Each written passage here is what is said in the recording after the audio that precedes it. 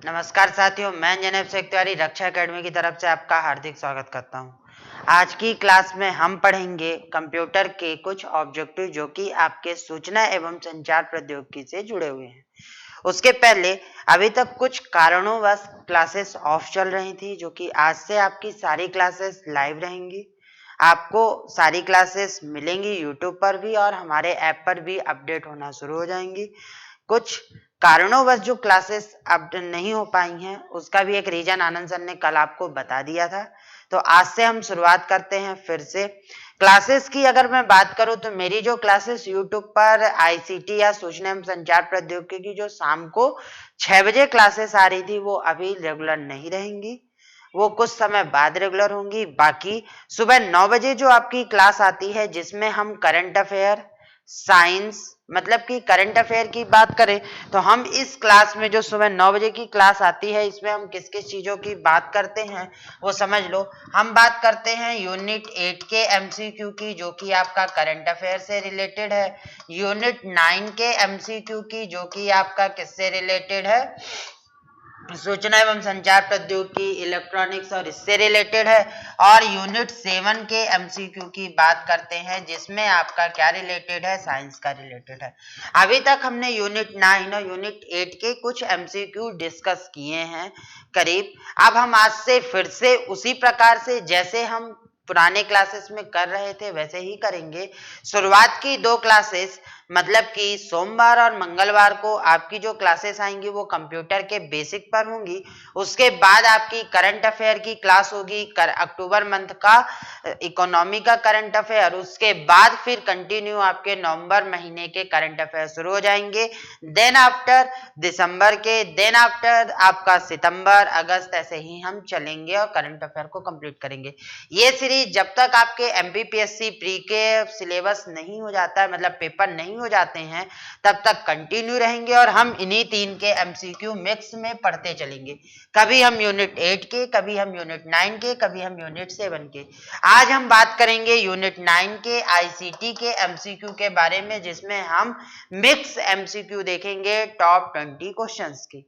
उसके बाद फिर हम बात करेंगे करंट अफेयर की, फिर हम साइंस की भी लेकर आएंगे। तो ये था हमारी क्लास का, ये जो 9 बजे की क्लास का शेड्यूल है वो बताना, क्योंकि बहुत दिनों से ये छूटा हुआ था, तो हमने सोचा है कि फिर से एक नई शुरुआत की जाए। पुराने की तरह ही हम आपको नए ऑब्जेक्टिव, नई सीरीज लेकर आए। और रही बात शाम के क्लासेस की, तो शाम की जो क्लासेस हैं वो अभी कुछ दिनों के लिए रोक दी गई हैं, उसके बाद वो कंटिन्यू हो जाएंगी। मैं फिर से आपको करंट अफेयर्स के मुद्दे, आईसीटी के मुद्दे और बहुत सारी चीजों पर फिर से लेकर नई नई चीजें लेकर आऊंगा और अपन डिस्कशन करेंगे। इसके अलावा मेरी क्लासेस ऑफ होने के बाद आपको कुछ क्लासेस और एक्स्ट्रा मिलने वाली हैं, जैसे आपके लिए समाजशास्त्री और एमपीपीएससी में जो सीसेट की क्लास है वो भी आज से इंट्रोड्यूस कर दी जाएंगी यूट्यूब पे और ऐप पर भी अपडेट होना शुरू हो जाएंगी। तो यदि आपने रक्षा एकेडमी ऐप डाउनलोड नहीं किया है तो आप जरूर उसको डाउनलोड कर लीजिए और क्लासेस के रेगुलर अपडेट के लिए आप टेलीग्राम चैनल को भी सब्सक्राइब कर लीजिए। और अगर आपने हमारा चैनल सब्सक्राइब नहीं किया है तो उसे भी कर लीजिए। इतना काम आपके लिए इसलिए जरूरी है क्योंकि अगर आप इनको करके रखते हो तो सारी चीजें आपको मिलती है। ज्यादा समय ना खराब करते हुए हम चलते हैं अपने क्वेश्चन पर और क्वेश्चन पर डिस्कशन करते हैं कि हमारे क्वेश्चन कौन कौन से हैं और हमें उनको किस प्रकार से सॉल्व करना है। तो आज हम बात करेंगे प्रश्न कोश पार्ट 1 में कंप्यूटर के प्रश्न कोश की कि कंप्यूटर में कौन से 20 क्वेश्चन है। बहुत ही सिंपल क्वेश्चंस होते हैं, बहुत ही बारीक क्वेश्चंस होते हैं, लेकिन कभी कभी बहुत आसान से दिखने वाले क्वेश्चन भी हम गलत कर देते हैं। इसलिए हमने इसमें कठिन, आसान, मॉडरेट सभी प्रकार के क्वेश्चन को समाहित किया है कि आपको कहीं पर भी कोई भी दिक्कत नहीं आए। तो चलिए पहला क्वेश्चन देखते हैं। तो पहला क्वेश्चन आपसे ये बोल रहा है कि पहला कंप्यूटर किसने बनाया था। तो देखो, कंप्यूटर की हम जानते हैं, कंप्यूटर की हिस्ट्री में मैंने पढ़ाया था जनरेशन में, विकास में, कि कंप्यूटर की शुरुआत अबेकस से मानी जाती है, लेकिन कंप्यूटर को जो स्टैंडर्ड रूप आज हम यूज करते हैं उसकी एक आधारभूत संरचना को डिजाइन किसने किया था? तो उसको डिजाइन किया था चार्ल्स बेबेज ने, जब उन्होंने 1822 में क्या लेकर आए थे? एनालिटिकल इंजन लेकर आए थे। लेकिन उसमें कुछ खामियां थी, तो उसके बाद उन्होंने इस खामियों को दूर किया और 1833 में डिफरेंस इंजन लेकर आए। मतलब कंप्यूटर की शुरुआत उन्होंने कहा कि चार्ल्स बेबेज द्वारा की गई थी, इसीलिए इन्हें कंप्यूटर का जनक भी कहा जाता है, कंप्यूटर का पिता भी माना जाता है। तो चलो पहले क्वेश्चन का आंसर क्या है? पहला कंप्यूटर किसने बनाया था? चार्ल्स बेबेज ने बनाया था। बात करते हैं दूसरे क्वेश्चन की। तो कंप्यूटर का जनक किसे कहा जाता है? तो कंप्यूटर का जनक कहा जाता है Lord Wellington, Jack Kilby, Bill Gates और चार्ल्स बेबेज। तो अभी बताया था कि किसको कहा जाता है? चार्ल्स बेबेज को कहा जाता है। फिर उसके बाद हम अगले क्वेश्चन पे चलते हैं। तो कंप्यूटर का पिता किसे कहा जाता है? फिर से वही क्वेश्चन मिल गया। तो कंप्यूटर का पिता किसे कहा जाता है? फिर से वही बात हो गई कि कंप्यूटर का पिता किसे कहा जाता है? चार्ल्स बेबेज को। तो ये भी क्वेश्चन आपके लिए आसान था। चलते हैं क्वेश्चन नंबर 4 पर। इलेक्ट्रॉनिक कंप्यूटर का आविष्कार किसने किया था? देखो, इलेक्ट्रॉनिक कंप्यूटर का आविष्कार तो एडवर्ड टेलर ने और इन्होंने किया था, लेकिन इलेक्ट्रॉनिक कंप्यूटर का एक कॉन्सेप्ट था, उसको किसने दिया था? डॉक्टर एलन एम ट्यूरिंग ने। इसीलिए इसे क्या कहा जाता है? इलेक्ट्रॉनिक कंप्यूटर का आविष्कार किसने किया था? Doctor Alan M Turing ने। फिर उसके बाद डिजिटल कंप्यूटर विकसित किया गया था। ये सबसे महत्वपूर्ण, सबसे जरूरी सवाल है। कई बार पेपर में पूछा गया और बच्चों को कंफ्यूजन होता है। क्यों कंफ्यूजन होता है? उस कंफ्यूजन का रीजन भी सुनना कि डिजिटल कंप्यूटर विकसित किया गया। तो डिजिटल कंप्यूटर विकसित कहाँ हुआ था? ब्रिटेन में। मतलब पहला डिजिटल कंप्यूटर कहाँ बना? ब्रिटेन में बना। लेकिन कंफ्यूजन क्या हो जाता है कि जो डिजिटल कंप्यूटर सबसे ज्यादा उपयोग किए जाते हैं वो कहाँ होते हैं? यूएसए में। तो सबसे ज्यादा डिजिटल कंप्यूटर कहाँ उपयोग किए जाते हैं? यूएसए में। लेकिन डिजिटल कंप्यूटर को विकसित कहाँ किया गया है? ब्रिटेन में। दूसरा, जापान ने क्या किया है? आधुनिक युग यानी 5वीं पीढ़ी के जो जनरेशन की शुरुआत की थी कंप्यूटर के, वो किसने की थी? जापान ने की थी। इस बात को भी आपको ध्यान रखना है। यहाँ पर सारे ऑप्शंस कहीं ना कहीं थोड़े से कंफ्यूजन है, जुड़े हुए हैं, तो उस पर भी आपको विचार करना है। चलते हैं क्वेश्चन नंबर 6 पर। तो क्वेश्चन नंबर 6 आपसे बोल रहा है 2G स्पेक्ट्रम में जी का किस शब्द के लिए प्रयुक्त होता है? तो 2G स्पेक्ट्रम में जो जी होता है वो किसके लिए प्रयुक्त होता है? तो मैं आपको मोबाइल जनरेशन पढ़ा चुका हूं। अगर आपने नहीं देखा तो आप रक्षा एकेडमी ऐप डाउनलोड कीजिए, फ्री कोर्सेज पे जाइए, यूनिट 9 में जाइए और वहां पर देखिए मैंने यहाँ पे पढ़ाया हुआ है। तो जी का मतलब वहां पर मैं बता चुका हूं कि जी का मतलब क्या होता है? जनरेशन होता है, पीढ़ी होती है। उसके बाद एक पेन ड्राइव क्या होती है? इस पर भी क्वेश्चन पूछा गया है कि पेन ड्राइव क्या है। तो देखो, पेन ड्राइव क्या होती है ये भी पूछा जाता है। तो एक पेन ड्राइव है एक मिशन जस्ट अ सेकेंड एक स्थिर द्वितीय भंडारण इकाई, एक चुंबकीय द्वितीय भंडारण इकाई, एक हटाई जाने वाली द्वितीय भंडारण इकाई और उपरोक्त में से कोई नहीं। तो देखो, क्या हम इसको फिक्स करके रखते हैं? नहीं। सेकेंडरी स्टोरेज तो है, क्या हम इसको कंप्यूटर में परमानेंट फिक्स करके रखते हैं? नहीं। फिक्स करके नहीं रखते, मतलब ये नहीं हो सकता। दूसरी बात, ये चुंबकीय नहीं होती, ये सेमीकंडक्टर होती है, मतलब दूसरा ऑप्शन भी गलत हो गया। तीसरा, एक हटाई जाने वाली द्वितीय भंडारण इकाई, मतलब हम इसको प्लग एंड प्ले के जैसे यूज करते हैं, इसलिए इसका आंसर क्या हो जाएगा? सी हो जाएगा, एक हटाई जाने वाली द्वितीय भंडारण इकाई।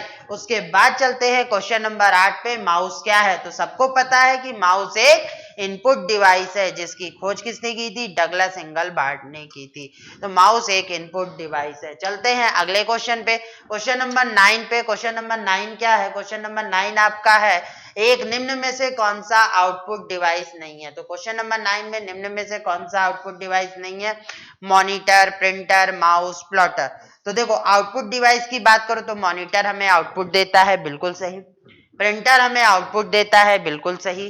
प्लॉटर हमें आउटपुट देता है, बिल्कुल सही। लेकिन माउस हम किसके लिए यूज करते हैं? इनपुट के लिए यूज करते हैं। इसका मतलब आंसर क्या हो जाएगा? माउस हो जाएगा। उसके बाद हम चलते हैं क्वेश्चन नंबर 10 पे। क्वेश्चन नंबर 10 क्या है, निम्न में से कौन आउटपुट डिवाइस नहीं है?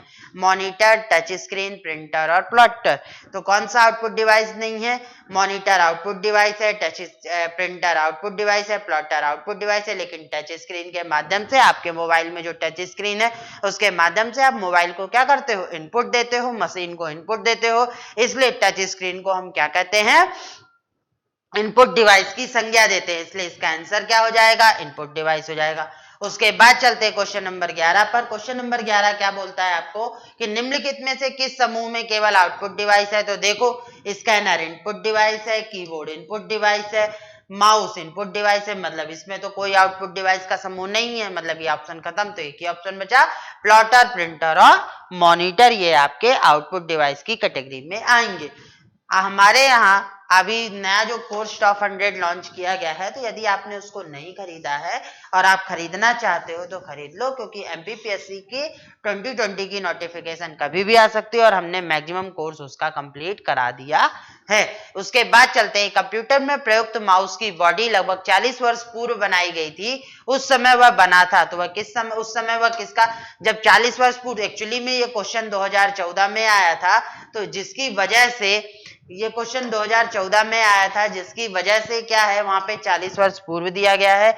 आज के समय से देखो तो थोड़ा सा बढ़ जाएगा। तो क्या है, तो कि माउस में प्रयुक्त बॉडी किसकी बनी हुई थी? उस समय बनी हुई थी लकड़ी की। तो पहला माउस जो बनाया गया था, जो डगलस इंगलबर्ट ने जो पहला माउस बनाया था, वो माउस किसका बना हुआ था? वो माउस लकड़ी का बना हुआ था। उसके बाद हम चलते हैं अगले क्वेश्चन पे, क्वेश्चन नंबर 15। क्वेश्चन नंबर 15 आपसे क्या बोल रहा है? माउस को 2 बार क्लिक करने पे सूचना कहां जाती है? तो आपको सीधा सीधा सा पता है कि माउस कहां कनेक्ट होता है? सीपीयू में कनेक्ट होता है। और जब माउस को डबल क्लिक करते हो तो कंप्यूटर को इंफॉर्मेशन जाती है कि यह काम हमें करना है। तो अगर हम इसकी बात करें तो माउस को 2 बार क्लिक करने पे सूचना कहां जाती है? सीपीयू में जाती है। तो इसका आंसर क्या हो जाएगा? सीपीयू हो जाएगा। अपने कीबोर्ड को केवल आप कंप्यूटर के किस पोर्ट पर लगाते हो? तो कीबोर्ड को कंप्यूटर पे किस पोर्ट पर लगाते हो? देखो, वीजीए को पोर्ट पे तो मॉनिटर कनेक्ट होता है, इथरनेट पोर्ट पर हम इंटरनेट कनेक्ट करते हैं, सैम्पिडो पोर्ट जो होता है ये एक नॉर्मल पोर्ट होता है जिसके माध्यम से हम और भी अलग अलग डिवाइसेस को कनेक्ट करते हैं, लेकिन एक यूएसबी पोर्ट होता है जिसपे हम क्या करते हैं? कीबोर्ड को कनेक्ट करते हैं।